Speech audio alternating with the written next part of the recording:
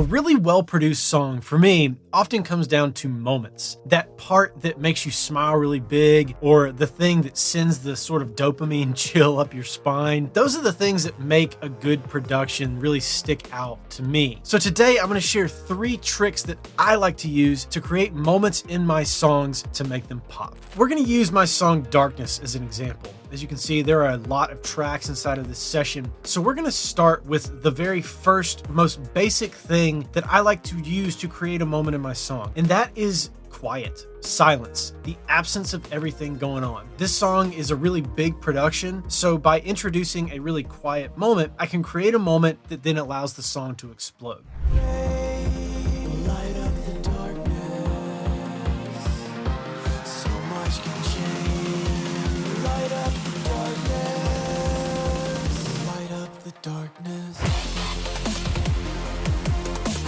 So that little moment right there, I take everything else out, leave just the lead vocal and a little delay trail of instrumentation, and that allows the drop to really open up. So if I come down here and I just mute the lead vocal and we start a little bit closer to that drop, you can hear that delay tail on the musical part of it.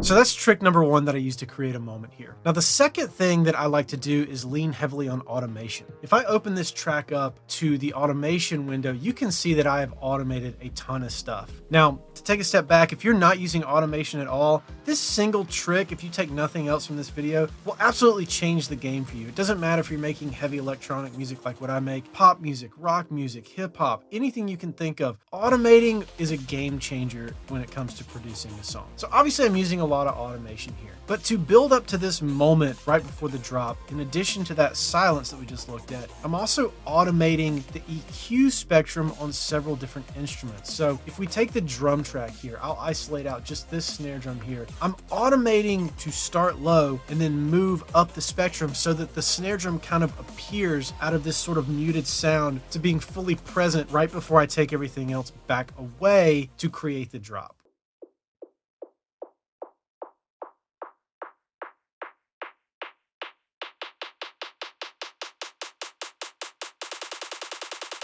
So you can see it kind of comes out of nowhere to begin with.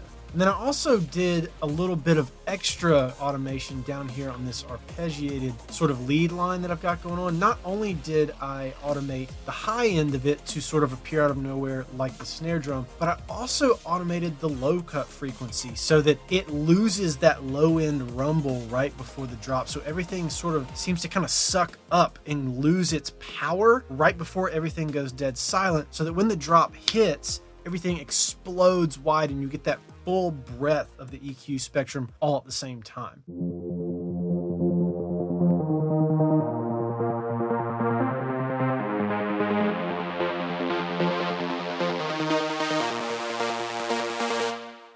So you can hear how it starts like it's almost underwater and it's got this low body to it. And then as it progresses, it starts to get higher and thinner and sort of elevates the tension in the track. And then the third thing I like to do is actually a really, really simple trick that I use in every single track I produce and in multiple areas across every single track I produce. And that is automating the stereo width of the song. Now, this is a trick I picked up a long time ago, sitting in studios with some really great mix engineers, and they showed me this and I was like, wow, it makes all the difference in the world, and I never would have thought to do it unless somebody had told me. What I do is I automate the master bus. Now, this can be achieved, depending on your genre of music, by simply introducing another instrument that's got a wider spectrum on the stereo image if you want to do that. So like if you're producing just straight up pop or hip hop and you want to introduce something like when the hook hits or when the chorus hits or whatever, that's a little bit wider than everything else, you can kind of achieve that same result. For me, making this sort of heavy electronic rock music that I make,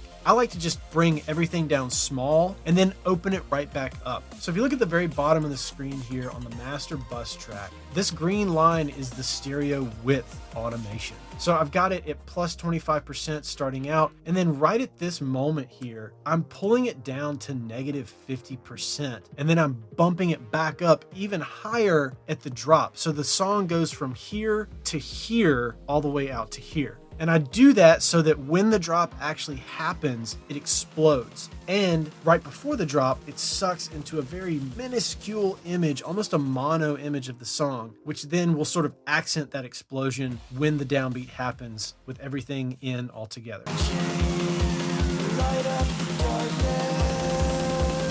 Light up the darkness.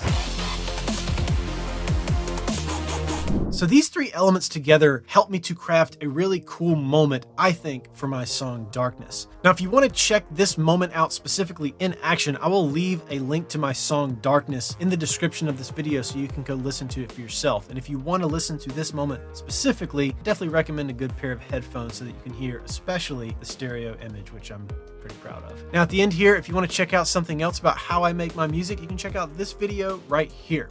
And as always, thanks for watching, and I'll catch you on the next one. Peace.